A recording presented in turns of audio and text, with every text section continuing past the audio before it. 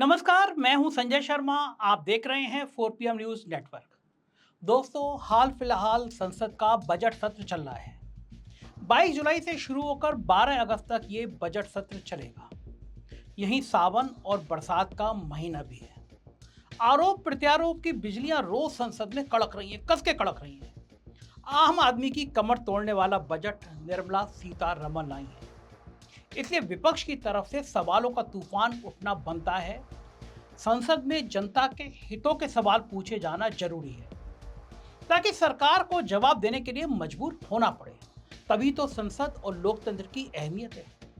लेकिन सही सवालों को शोरगिल में ना दबा ना दिया जाए, सवाल पूछने वालों को संसद से बाहर ना कर दिया जाए, ये जिम्मेदारी संसद के स्पीकर की होती है। बिना किसी भेदभाव के संसद की कार्रवाई सुचारू रूप से चलाने के लिए ही स्पीकर को चुना जाता है। सिर्फ इसलिए ही चुना जाता है। स्पीकर वैसे तो जीतने वाली पार्टी का सांसद होता है, मगर संविधान की स्पीकर से एक अपेक्षा होती है, जैसे ही वो सांसद से स्पीकर बने, पार्टी का मोह त्याग दे, निष्पक्ष और तटस्थ हो जाए, सही को सही और गलत को गलत कह दे।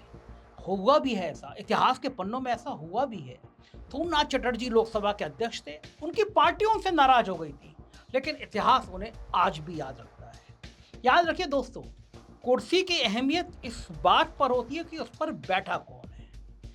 मौजूदा लोकसभा में स्पीकर ओम बिरला जी, जो पत्रकारों को एक शीशे में बंद कर दें, पत्रकार खबर ना चला दे, पत्रकार सवाल ना पूछ ले। हालांकि 24 घंटे बाद उन्हें अपना फैसला वापस लेना पड़ा। तो ओम बिरला जी दूसरी बार लोकसभा के स्पीकर चुन लिए गए। अगर अपना यह कार्यकाल भी वो पूरा कर लेंगे, तो सबसे ज्यादा समय तक स्पीकर रहने का रिकॉर्ड बना लेंगे। ये रिकॉर्ड अभी तक दिवंगत बलराम जाखड़ जी के नाम है।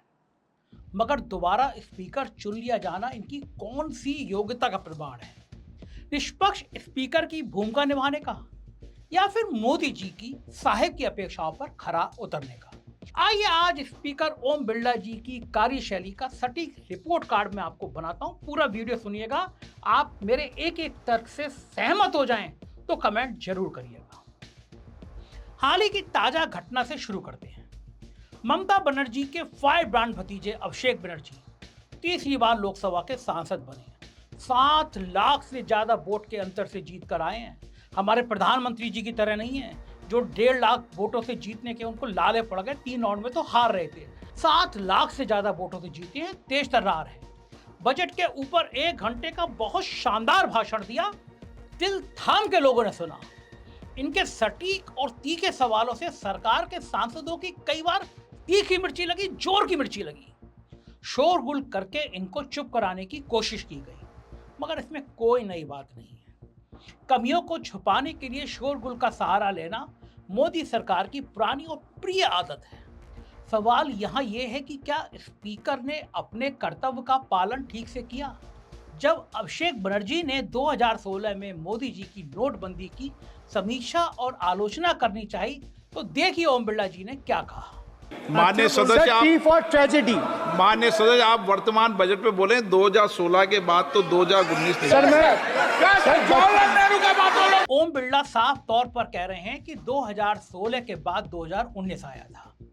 मतलब अगर 2019 में भाजपा दूसरी बार चुनाव जीत गई थी, तो ओम बिरला के अनुसार जनता ने नोटबंदी को सही करार दे दिया था। ओम बिरला जी की ये टिप्पणी 3 तरीकों से गलत है। पहली बात, नोटबंदी और इकोनॉमी और बजट तीनों चीजें आपस में जुड़ी हुई है। नोटबंदी जैसी घटिया नीति का पूरा बुरा असर आज भी देश की अर्थव्यवस्था झेल रही है। अर्थव्यवस्था टूट गई है। इसलिए ये कहना कि पुरानी बातें मत करें, बजट की बातें करें, ये ओम बिरला जी की सीमित इकोनॉमी ज्ञान की ओर इशारा करता है कि हमारे ओम बिरला जी का ज्ञान कितना छोटा सा है। दूसरी बात, 2019 की जीत का जिक्र करना और भाजपा का बचाव करना इनके पार्टी के मोह को दर्शाता है, यानी दिल में अभी भी साहब बसे हैं। यानी ओम बिरला जी पद से स्पीकर हैं, मगर मन से पूरी तरह से भाजपाई है। तीसरी बात, पूर्ण रूप से पक्षपात का ये उचित उदाहरण है। कैसे? देखिए अभिषेक बनर्जी ने अगले ही पल क्या कहा। स्पीकर महोदय का चेहरा सफेद पड़ गया। जवाहरलाल नेहरू का बात करेगा, दूसरे नेताओं का बात करेगा, तब आप कुछ नहीं बोलेंगे। सब बोलते मैं हैं। 5 साल पहले का डिमोनेटाइजेशन का बात सब बोलते करूंगा तो आप कहेंगे भाई वर्तमान इशू पे बोलिए।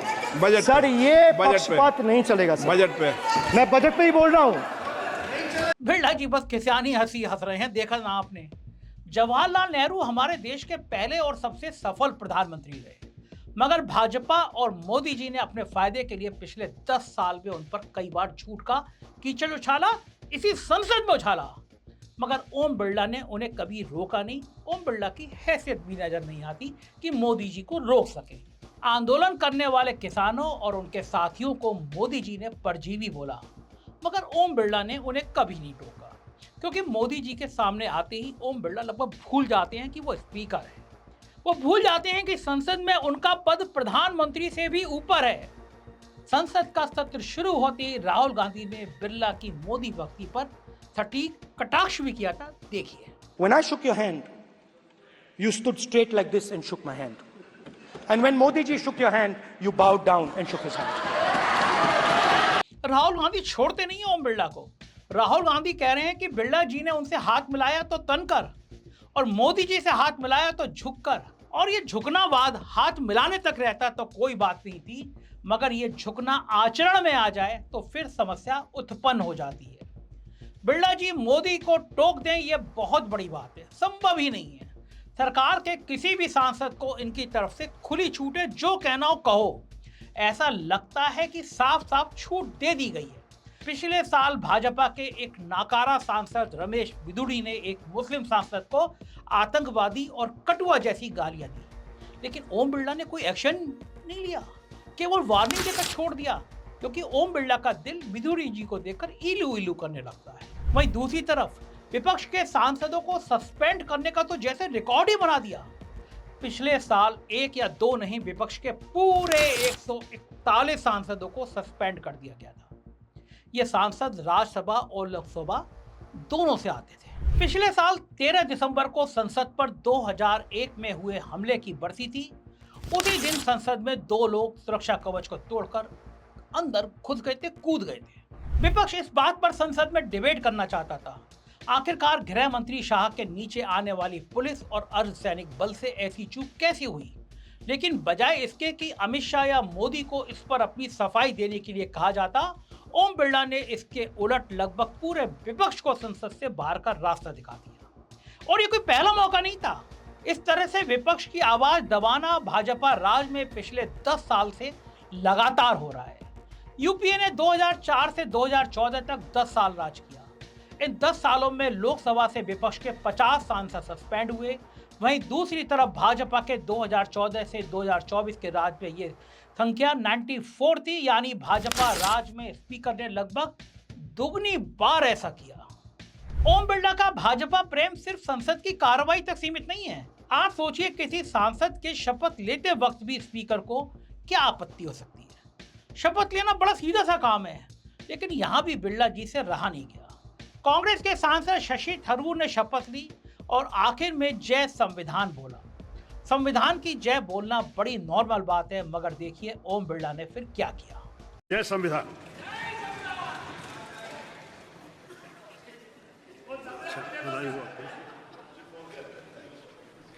संविधान की शपथ तो ले ही रहे हैं। बिरला जी कह रहे हैं कि संविधान की शपथ ले रहे हो तो फिर जय संविधान बोलने की क्या जरूरत है। ओम बिरला के लॉजिक के हिसाब से तो भारत माता की जय भी नहीं बोलना चाहिए, क्योंकि भारत में ही तो रह रहे हैं, तो फिर भारत माता की जय क्यों बोले। मैं समझाता हूं कि बिरला जी को तकलीफ क्यों हुई। इसी संविधान ने भाजपा को 303 के पूरे बहुमत से 240 की समझौतावादी सरकार की मजबूरी पर ला दिया, मिलीजुली सरकार चलाने की मजबूरी पर ला दिया, क्योंकि अब की बार 400 पार इस नारे ने जनता में संदेश दिया था कि भाजपा संविधान के खिलाफ है, संविधान बदल देगी। इसलिए जनता ने सरकार ही बदल दी। जनता ने सरकार पूरे बहुमत की जगह समझौतावादी सरकार ला दी। जनता जनार्दन ने अपनी ताकत दिखाई और संविधान को बचाया। अब मोदी जी, पूरी भाजपा और ओम बिरला जब कभी विपक्ष के मुंह से संविधान शब्द सुन लेते हैं तो घबरा जाते हैं, कभी चढ़ जाती है, बड़ी शपथ लेते हुए जय संविधान बोला गया हो। ये तो ओम बिरला जी की कार्यशैली का वो निरीक्षण हुआ जहां वो पक्षपात घुमा फिराकर करते हैं साफ नजर आ जाता है। अब देखते हैं बिरला जी का सीधा सीधा अहंकार, उनका घमंड। ओम बिरला पहली बार 2014 में सांसद बने, वहीं कांग्रेस के दीपेंद्र हुड्डा 2005 से सांसद हैं। मतलब ओम बिरला को सांसद बने 10 साल हुए हैं और दीपेंद्र हुड्डा 19 साल से सांसद हैं। लेकिन जब दीपेंद्र हुड्डा ने आदर सहित उनसे कहा कि शशि थरूर के जय संविधान बोलने पर उनको आपत्ति नहीं होनी चाहिए, तो ओम बिरला का रवैया देखिए। इस पे आपको आपत्ति नहीं होनी चाहिए थी सर। इस पे आपको किस पे आपत्ति नहीं हो, सलाह मत दिया करो। चलो बैठो। ओम बिरला के इस रवैये की पूरे देश में बहुत निंदा हुई। ऐसा लग रहा है मानो कोई अमीर आदमी अपने नौकर को डांट रहा है। मगर स्पीकर विपक्ष के सीनियर सांसद के साथ इस तरह का व्यवहार करेंगे तो उसकी निष्पक्षता पर सवाल उठना तो लाजमी है। और ऐसा नहीं है कि ओम बिरला का ये गुस्सैल व्यवहार एक बार की बात है, वो ऐसा करते रहते हैं। जरा ये दूसरा वाक्य देखिए। इस बार इनके निशाने पर महिला सांसद थी। इलेक्शन में देखा कि कई ऐसी पार्टियां जो राज्य में एक दूसरे के साथ बड़ी डिफरेंसेस रखती हैं, लड़ती हैं, लेकिन इधर पहुंचने के लिए समझौते कर बैठी वो ने। भाषण बाद में देना आप। और सर के कई ऐसे लोग जो काफी समय से एक साइड थे, अब वो कुर्सी की खातिर इधर पहुंचे। सो सब हरसिमरत कौर बादल वाजिब सवाल उठा रही थी। अमित शाह चिल्ला चिल्लाकर कहते थे कि नीतीश कुमार के लिए भाजपा के दरवाजे बंद हो गए हैं। आपके लिए भाजपा के दरवाजे हमेशा के लिए बंद कर दिए गए। मगर चुनाव में कुर्सी हिलती दिखती तो हाथ मिला लिया, गले लगा लिया। देखिए मोदी जी चंद्रबाबू नायडू के बारे में पहले क्या क्या कह रहे थे। आप सीनियर हैं नए नए दलों से गठबंधन करने में, आप सीनियर हैं अपने खुद के ससुर की पीठ में छुरा भोंकने में। लेकिन अब देखिए उन दोनों के सपोर्ट से सरकार चला रहे हैं, दोनों गए और सरकार गई। और बजट में स्पेशल बेनिफिट भी केवल उन दोनों के राज्य को दिया जा रहा है। लेकिन जब हरसिमरत कौर बादल इसी बात को उठाना चाहती थी तो इस सटीक बात को भाषण बोलकर ओम बिरला ने उन्हें चुप करा दिया। गाली देने वाले अपनी पार्टी के सांसद को बस चेतावनी दो और सटीक सवाल उठाने वाले विपक्ष के सांसद का मजाक उड़ाओ। क्या स्पीकर को इस तरह से बर्ताव करना चाहिए? ओम बिरला जी को नियम कानून कायदे अपनी सहूलियत के हिसाब से ही याद आते हैं। संसद में राहुल गांधी ने सर्वधर्म समभाव की बात रखनी चाहिए, किस तरह देश में सब धर्मों का भाईचारा होना चाहिए और कैसे भाजपा इसके उलट काम कर रही है, ये बताने के लिए वो अलग अलग धर्मों की तस्वीर लाए थे। मगर ओम बिरला जी ने उन्हें भगवान शिव और बाकी तस्वीरें दिखाने से मना कर दिया। सर, क्या इस हाउस में शिव जी की फोटो दिखाना मना है? माननीय सदस्य, आप बस ये बता दीजिए। माननीय सदस्य, सर, मना है या नहीं? कोई भी चित्र को दिखाने के तो शिव जी का चित्र इस साधन। उनका कहना था कि नियम के अनुसार संसद में कोई तस्वीर नहीं दिखाई जा सकती। वैसे तो भगवान शिव की तस्वीर हम सबके दिलों में है, बाबा भोले हम सबके दिलों में वास करते हैं, उसको दिखाने से क्या ही नुकसान हो जाता। पर चलिए, बिरला जी ने नियम की बात की तो कोई बात नहीं, मान लेते हैं, मगर नियम तो हर जगह लागू होने चाहिए। ओम बिरला जी की बेटी अंजलि बिरला भारत सरकार में इंडियन रेलवे की सर्विस की अधिकारी हैं। साफ नियम है कि कोई भी केंद्र सरकार का अधिकारी किसी राजनीतिक गतिविधि से नहीं जुड़ सकता। लेकिन ओम बिरला जब कोटा से चुनाव लड़ रहे थे तो इनकी बेटी भी कैंपेनिंग में शामिल थी। कुछ झूठी खबरें चली थी कि अंजलि बिना पेपर दिए अधिकारी बन गई। दिल्ली हाई कोर्ट ने इन झूठी खबरों को बंद भी कराया, मगर उन सबसे ये सच्चा सवाल भी दब गया, भला कैसे एक सरकारी कर्मचारी चुनाव कैंपेनिंग में भाग ले सकती है। अभी और आगे देखिए, इस देश में जहां महंगाई से आम आदमी की जान पर बनाई है, वहां चुनाव जीतने पर ओम बिरला 80 किलोमीटर लंबा रोड शो करते हैं। राजस्थान पुलिस उन्हें गार्ड ऑफ ऑनर देती है। चुनाव जीतने पर तो वो सिर्फ सांसद बने थे, स्पीकर तो बाद में बने हैं। फिर भला किस नियम के तहत पुलिस ने उन्हें गार्ड ऑफ ऑनर दिया? अब चूंकि राजस्थान में भाजपा की सरकार है तो गार्ड ऑफ ऑनर भी मिलेगा, फूलों की बारिश होगी। सरकारी खजाने से इस खुले खर्च पर ओम बिरला जी को नियम याद क्यों नहीं आए? हमारे देश में जाति व्यवस्था की वजह से सैकड़ों सालों से दलित और पिछड़े और पिछड़ते जा रहे हैं, आए दिन भेदभाव का शिकार होते हैं। ऐसे माहौल में ओम बिरला ने हाल में ट्वीट किया, वो कहते हैं कि ब्राह्मण समाज में पैदा होते ही समाज में ऊंचा दर्जा ले आता है, ऊंचा दर्जा बन जाता है उसका। अब सोचिए, वर्ण और जाति व्यवस्था पर अगर बिरला जी का यह ख्याल है तो निष्पक्षता के बिंदु पर हमेशा एक सवालिया निशान बना रहेगा। जो संविधान सबको बराबर देखता है, इनकी जय पर बोलने पर इन्हें आपत्ति होगी। आप लोगों के माध्यम से मैं ओम बिरला जी से प्रार्थना करना चाहूंगा कि वो अपने निजी विचार और निजी पार्टी की आस्था को छोड़कर पूरे निष्पक्ष तरीके से सब सांसदों को बराबर का मौका दें, वरना इतिहास में उनका वो स्थान होगा जो आज की गोदी मीडिया का है। अगर आप मेरी बात से सहमत हो तो कमेंट जरूर करिएगा, चैनल को सब्सक्राइब और ज्वाइन करिएगा, अपनी राय बताइएगा। शुक्रिया, थैंक यू।